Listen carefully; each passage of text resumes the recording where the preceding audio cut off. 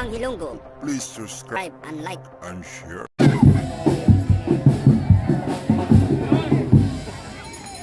Stop muna. Tapos sir, anong party list nga po tayo? Ang Bumbero ng Pilipinas. Ang Bombero ng Pilipinas. Parang may nakita ko sir, ang tunay na ang Bombero ng Pilipinas. Bakit kaya sir? Mahabang usapin ito, but nandito kami para suportahan ang tunay na bumbero ng Pilipinas. So merong usapin dyan sa COMELEC na ngayon patutuhan ng ating first nominee, ang kanilang hanay, na ito ang totoo at tunay na ang bumbero ng Pilipinas Party List. So kami sa Isang Bansa Pilipino, sa ngalan ng Isang Bansa Pilipino, this is the founding chairman of Isang Bansa Pilipino, Mr. Winis Batalier. Sumusuporta kami sa totoo at tunay tunay na may malasakit sa ating mga bumbero. So, ang papaupuin natin ay yung mga tao na karapat-dapat lamang. So, tinitingnan natin na ang bumbero ng Pilipinas na pangalan ni Capitino, ng ating first nominee, ang sinusuportahan namin. So, kami buong Pilipinas po ang Isang Bansa Pilipino. Papaupuin namin ang karapat-dapat katulad ng ang tunay na bumbero ng Pilipinas.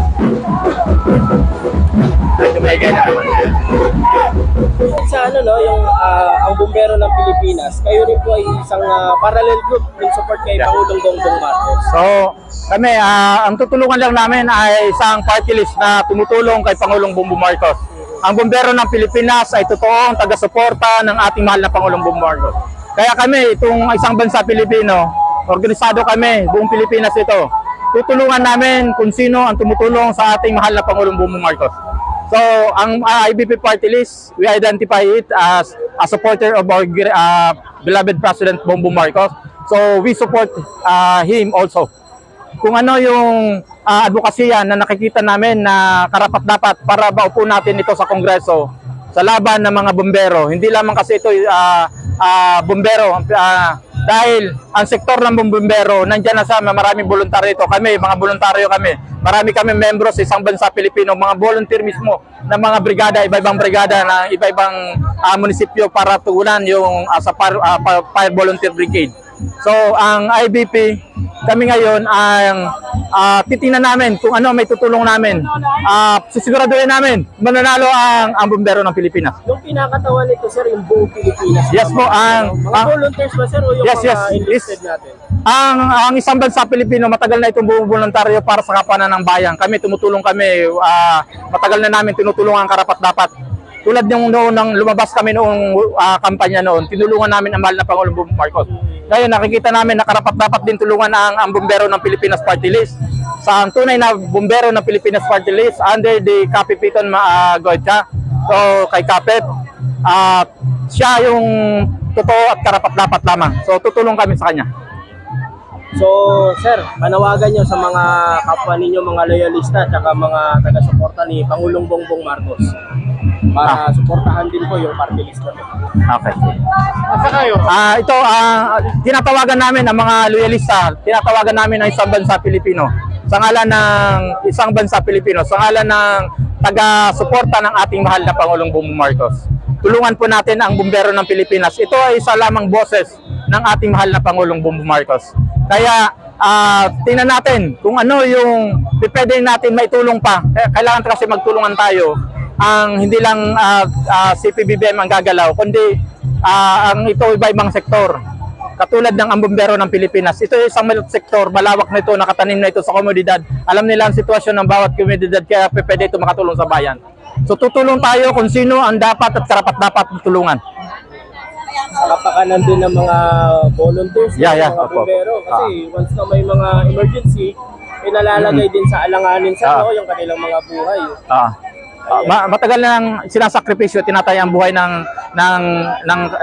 ating mga bumbero. Matagal na nilang sinasakripisyo ang kanilang buhay. And every time may tawag, kahit alanganing oras, nandiyan sila tutugon para maayos, para ma-secure lamang ang bawat buhay, ang bawat posisyon na hindi na ma-damage ng sobra. So, ito yung matagal na silang dapat nandyan sa Kongreso. So, tingnan natin. Suportahan natin ito. Ito na yung pagkakataon natin. Marami na silang na-save na buhay. Ngayon, mas marami pa silang masisave kung tutulungan natin makaupo sila sa Kongreso. Sir, maraming salamat po. Ay, may katanungan ka pa. Ay, sir. Ayan. So, once again, sir, maraming salamat po. Sa iba kayo sa Pangulo natin ngayon. Okay. Sa ating mahal na Pangulong Bongbong Marcos, matagal na kami po sa inyo, si isang bansa Pilipino, si Mr. Venus Batalyer po ito. Alam ko po na ano ang pinaglalaban nyo para lang sa kapakanan ng bagong Pilipinas. So nandyan po kami, patuloy kami sumusuporta sa kayo. Nandito kami, sinusuportahan din namin ang bumbero ng Pilipinas. Ito bilang suporta rin sa inyong administrasyon. So kung ano may tutulong namin sa inyo, tinulungan ka namin noon.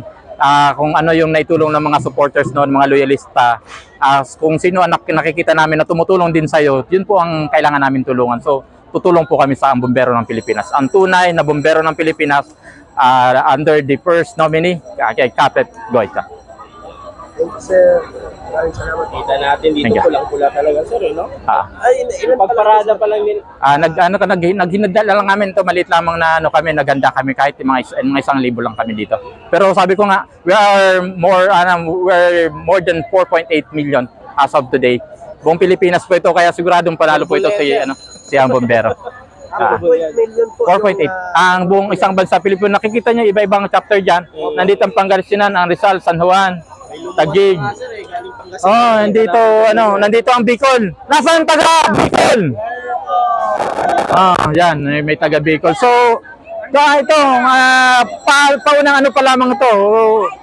During the campaign, makikita nyo, lalabas ang IBP para tulungan ang isang bansa, tulungan ang bumbero ng Pilipinas Party List. Sir, si sir kasi lagi natin nakakasama sa Senado. Yeah. Nakita tayo, sir. I think sa libingan ng bayanin, birthday na ako na kayo, nandun ni kayo, sir. So talaga ito yung kung nasaan ang suporta ni Pangulong Bongbong Marcos, kung sino ang sumusuporta kay Pangulong Bongbong Marcos, tutulong kami sa kanila. So kami, hindi naman kami ang isang bansa Pilipino. We are not a party list. We are not a political group. We are just inclined to be political because we are supporting PBBM in the administration. Pero itong laban ng isang bansa Pilipino ay laban ng masang Pilipino. Kami ang boses ng mga ordinaryong Pilipino. Kaya kung karapat-dapat na makaupo sa Kongreso ang bumbero ng Pilipinas, isang boses yan ng isang sektor ng sambayan ng Pilipino, yun ay dapat at karapat-dapat na iupo natin. So, we're praying. And also we're working for the landslide winning of ang bumbero ng Pilipinas. Yes, sir, maraming salamat po and congratulations na in advance sa ang bumbero ng ng Pilipinas.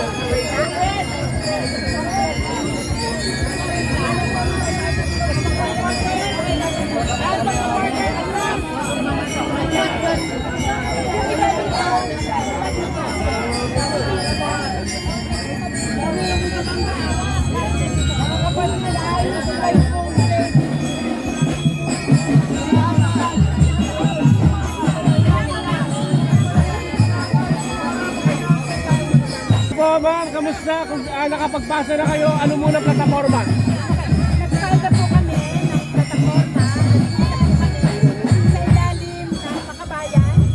Ang aming pong plataforma ay pambansa at sa ating programa ng Taong Bayan, kung saan aming pong isinulong ang kompletong interes para sa pagkain, pabahay, lupa, leyo, kalusugan, edukasyon, kalayahan, karapatan, at ganun din ang kapayapaan sa ating bansa at saka sa daigdig. Sir Jerome, ito may masasabi mong alternative na politics kasi di ba sabi ng iba sa alyansa ng pagbabago, luma eh. Well, tama po kasi ang dalawang nagkakarera sa eleksyon midterm ngayong sa 2025 ay kampo ni Bongbong Marcos, kampo ni Duterte ay may long-standing krimen sa mga manggagawa sa usapin ng pambabarat sa sahod, pangreretang, and contractualization.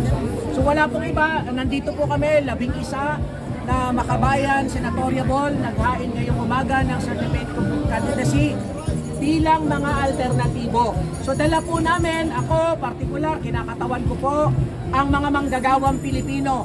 So ang mayor po na tututukan natin ay yung usapin na pagsasabatas ng 1,200 pesos kada araw sa lahat ng mga manggagawa sa buong bansa. Ikalawa, bubuwagin natin ang Regional Wage Board na yan. Yan ay perwisyo sa mga manggagawa. Ikatlo, sisiguraduhin na po natin, ipagbabawal natin ang contractualization, both public and private. Yung mga agency na yan, dapat wala yan.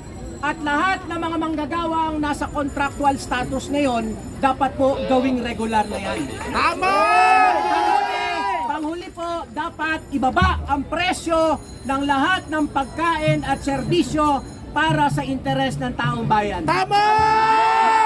Kay Kong Franz naman, Kong, maingay ka na daw sa Kongreso, so talagang gusto mas mag-ingay pa sa Senado?